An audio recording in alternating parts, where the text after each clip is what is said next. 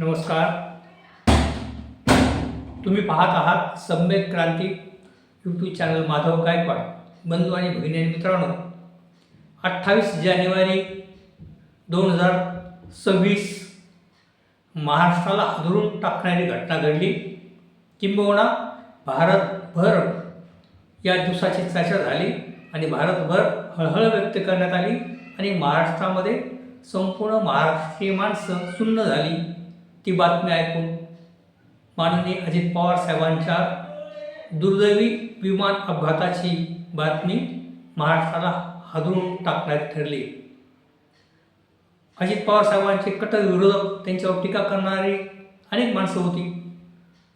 त्यांच्या देखील डोळ्यात पाणी आलं. त्यांनी देखील हळहळ केली. म्हणजे अजित पवार साहेबांच्या जाण्याने संपूर्ण महाराष्ट्राने हळहळ व्यक्त केली आणि पवार कुटुंबियावर माननीय वयोवृद्ध नेते माननीय शरद पवार साहेब त्यांच्या संपूर्ण कुटुंबावर फार मोठी दुःख त्या कुटुंबावर कोसळलं आणि त्या दुःखाला प्रचंड दुःख पवार कुटुंबियांच्यावर पडलेलं आहे आणि पवार कुटुंबीय या अजितदादाच्या जाण्याने अत्यंत शोकाकुल मग्न आहेत आणि माननीय शरद पवार साहेब यांचा जो लाडका अजित पवार हे गेले, त्यामुळे माननीय शरद पवार साहेब हे देखील खचून गेलेले दिसत आहेत आणि संपूर्ण पवार कुटुंबियावर एक शोककळा पसरलेली आहे. आणि लगेचच बातमी आली, माननीय अजित पवार यांना जाऊन 4 दिवस झाले नाही तर 31 जानेवारी 2026ला माननीय सुनित्रा अजित पवार या महोदयांनी शपथविधी घेतला मुंबईमध्ये येऊन आणि महाराष्ट्राची पहिली महिला उपमुख्यमंत्री म्हणून त्यांच्या नावावर इतिहासामध्ये नोंद होईल की महाराष्ट्राची पहिली महिला उपमुख्यमंत्री सुनित्रा अजित पवार या होतील. परंतु सुनित्रा पवार ताईंनी हा जो शपथविधी घेतला त्या संदर्भामध्ये संपूर्ण महाराष्ट्रातील सर्वसाधारण जनता, संपूर्ण महाराष्ट्रातील भावनिक माणसं किंवा जे दुःखामध्ये आहेत अजित पवारांच्याबद्दल ते दुःख व्यक्त करतात, अशा जवळजवळ 99% लोकांना ही गोष्ट आवडली नाही. हे अनेकदा सिद्ध होत आहे, कारण की सर्वसामान्य माणसं सहज बोलताना आम्हाला नाही आवडलं हे की त्यांनी एवढी घाई शपथविधी घेण्याची का केली. मराठी माणूस किंवा हिंदू धर्मीय संस्कृती म्हणतात की एखादी व्यक्ती गेल्याच्या नंतर जो दुखवटा पाळला जातो, जो सूतक पाळलं जातं, काही 7 दिवसाचा असतो, 11 दिवसाचा असतो आणि घरी नानाविध प्रकारचे विधी होत असतात. आणि पवार कुटुंब तर हे जागतिक नाव असणारं कुटुंब, हजारो लाखो लोक त्यांना भेटायला येतात, सांत्वन करायला येतात आणि दुखवटा संपला नाही आणि तो जो धार्मिक विजय आहे तो संपूर्ण झाला नाही. आणि या सुतकामध्येच सुनित्रा पवार यांनी शपथविधी घेतला. हे सर्वसामान्य मराठी माणसांना आवडलेलं नाही हे बाकी अनेक जण बोलताना म्हणत आहे. आणि त्याप्रमाणे सर्वच वर्तमानपत्रामध्ये आणि सर्व सोशल मीडियामध्ये आणि सगळ्या चॅनलमध्ये तशा पद्धतीची चर्चा आहे.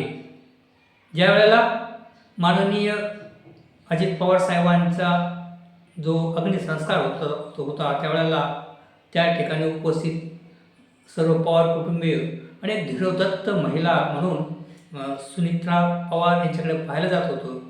परंतु 4 दिवसामध्ये त्यांनी ज्यावेळेला शपथविधी घेतला ते बाकी लोकांना आवडलं नाही. अर्थात माननीय अजित पवार त्यांच्या जाण्याच्या एक हप्ताभर अगोदरच म्हणत होते की बाबांनो, हो राजकारण खूपच वंगाळ आहे. पवारसाहेब अजित पवार मस्त बोलायचे रांगडे भाषेमध्ये, मराठी ग्रामीण भाषामध्ये ते बोलायचे. ते म्हणाले राजकारण खरंच वंगाळ आहे. हो, खरोखर राजकारण वंगाळ आहे हे या शपथविधीवरून आपल्याला लक्षात येतं. आणि किती निष्ठुर राजकारणी आहेत हे देखील या ठिकाणी जाणवतं.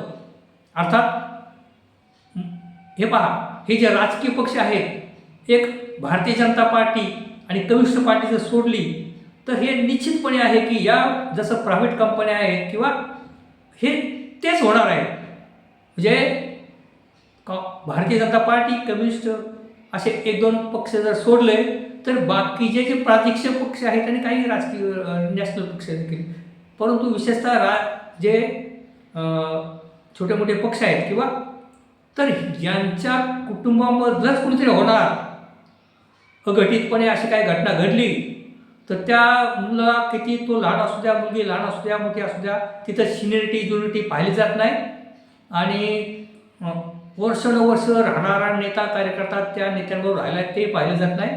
तर तो त्या ठिकाणी त्या पक्षाचा प्रमुख त्यांचाच कुणीतरी होणार आहे. बायको होईल, मुलगा होईल किंवा त्यांच्याच कुटुंबातला कुणीतरी प्रमुख होणार आहे. आणि त्याचप्रमाणे त्यांच्याच कुटुंबातल्या, त्यांच्याच घरातला जो कुणीतरी मंत्री होणार आहे, त्या पदावर जाणार आहे. हे सूर्यप्रकाशा एवढं सत्य आहे. ही परिस्थिती आपल्या स्थानिक लेवलच्या किंवा राजकीय पक्षांची आहे. परंतु असं म्हणावंसं वाटतं की सुनेत्रा पवार यांना मंत्रिपदाचं निश्चितपणे त्यांना मंत्रिपदी घेतलंच गेलं असतं. निश्चितपणे त्यांना उपमुख्यमंत्रीपद केलंच असतं. त्याबद्दल त्यांना कुणीच आणू शकत नाही. कारण आता जे प्रचलित या पक्षांची भूमिका आहे की घरातलंच ते कोणतरी होणार आहे, तर त्या होणारच होत्या. मग सुतक संपुस्तोपर्यंत किंवा काही काळ जाऊस्तोपर्यंत त्या थांबल्या असत्या तर त्यांना जबरदस्ती करण्याची कुणाची हिंमत होती. परंतु या ठिकाणी असं राजकीय विश्लेषक म्हणतात की भारतीय जनता पार्टी राजकारण करत असताना त्यांचे दूरगामी विचार करून ते निर्णय घेत असतात. आणि ह्या संधीचा म्हणजे फायदा घेऊन म्हणा किंवा पवार कुटुंबियांच्यामध्ये एक चिलबचल निर्माण करणे, शरद पवार साहेबांना एक त्यांच्यावर आघात करणे किंवा एक राजकारणाचा निष्ठुर प्रकार म्हणू. आणि त्यांनी आदेश किंवा असं म्हटलं जातं की त्यांनी आदेश दिला हायकमांडने की यांचा ताबडतोब शपथविधी घ्या.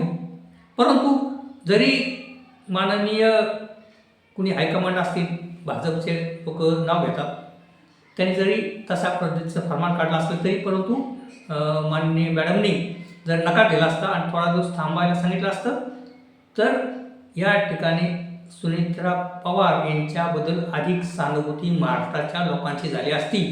परंतु सत्ता कारण दुःखापेक्षा सत्ता कारण मोठं ठरलं आणि त्यांनी 31 तारखेला शपथविधी घेतला.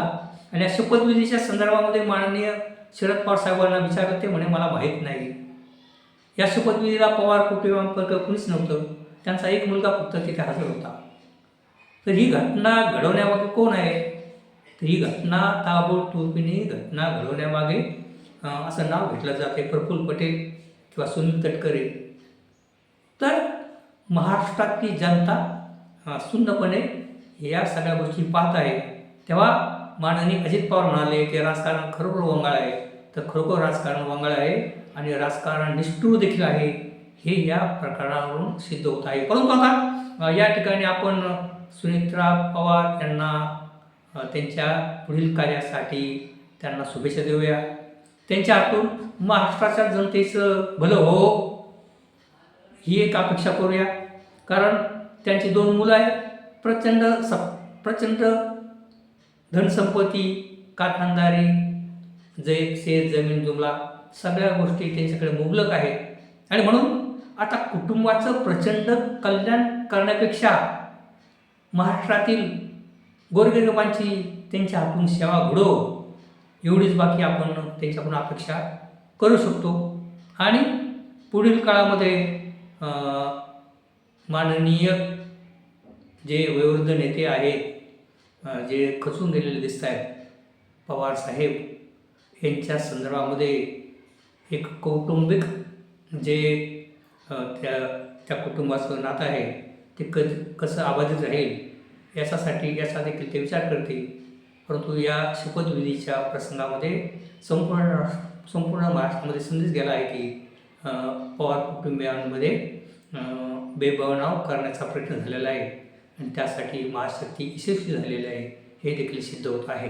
तेव्हा आपण सुनीत्रा पवार यांच्या पुढील कार्यास आपण शुभेच्छा देऊया आणि त्यांच्या हातून स्वतःच्या कुटुंबियांचं अधिक याच्याहीपेक्षा अधिक मोठी भरभराट हो, परंतु सनदशीर मार्गाने झाली तर काय हरकत नाही, परंतु त्यांच्या हातून गोरगरिबांचं कल्याण हो आणि गोरगरिबांचे प्रश्न सोडवावे त्यांच्या माध्यमातून ही बाकी अपेक्षा आपण या ठिकाणी करत असतो. तेव्हा या ठिकाणी अशा पद्धतीचे व्हिडिओ घेऊन मी आपल्यासमोर येत असतो.